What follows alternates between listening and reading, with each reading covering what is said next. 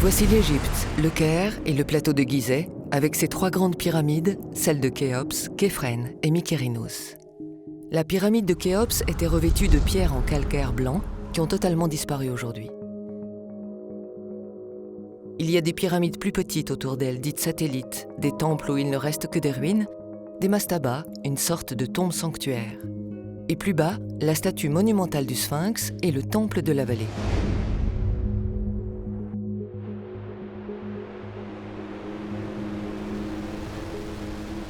À l'intérieur de la grande pyramide, il y a 2 couloirs, des tunnels, une chambre sous terre à 30 mètres, une chambre au milieu dite la chambre de la reine, une chambre haute dite la chambre du roi, une grande galerie inclinée et 4 conduits qui traversent la pyramide.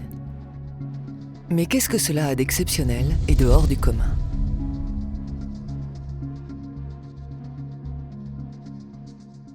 Arrêtez-vous un moment et réfléchissez un peu.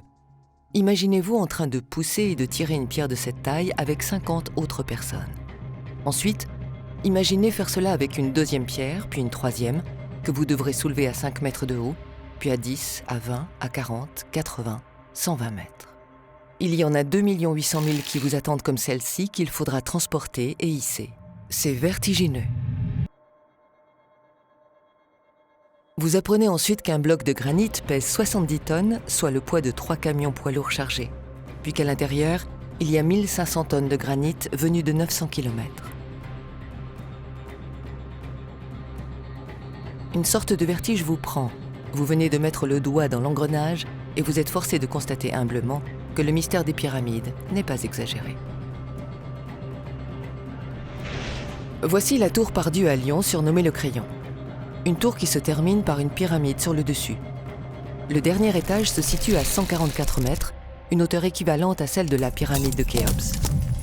Les conduits de la chambre du roi arrivent à la hauteur de 80,72 mètres pour l'un et à 80,73 mètres pour l'autre, soit une erreur de 1 cm sur une distance totale de 100 mètres. Comment les Égyptiens sont-ils parvenus à une telle précision ? Avec ceci, on nous explique que les chevrons en calcaire forment une voûte de décharge de poids.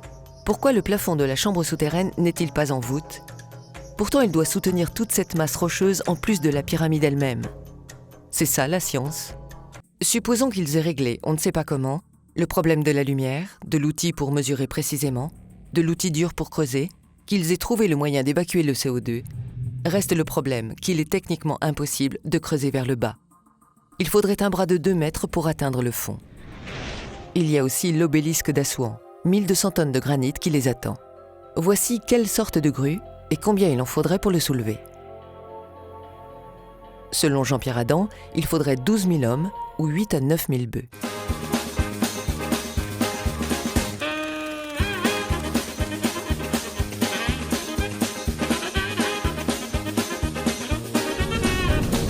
Ce n'est plus de la fiction, mais de la science-fiction, ou un dessin animé, comme vous voulez.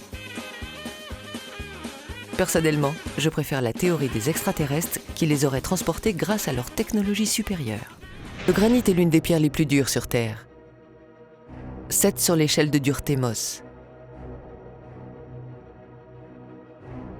De nos jours, on coupe le granit uniquement à l'aide d'une scie dentée en diamant, refroidie avec de l'eau et en ligne droite.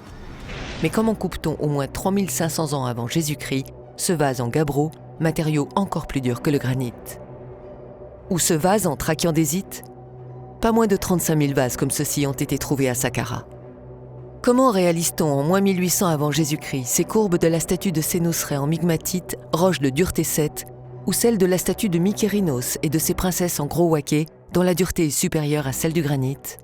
Et ce vase en gneiss de 3 mm d'épaisseur ? Ou le fameux disque de Sabou en schiste. Quel est donc cet outil extraordinaire qui entaille le granit comme du beurre ? Une réponse avec la chronologie précise de sa construction et bien plus. Ce film révélera également un message à l'humanité. Oui, vous ne verrez plus l'Égypte et la planète du même œil. Ce film s'adresse à tous et à toutes sans exception. Il s'adresse à chacun et chacune de nous, jeunes, vieux, diplômés ou non. Ce film s'adresse à tous, tout azimut. Nous sommes tous concernés car ce film est notre histoire, notre passé. Ce film révèle enfin un des mystères de l'humanité, celui de la construction de la Grande Pyramide, et il dévoile tous les secrets inimaginables et déroutants qui en découlaient.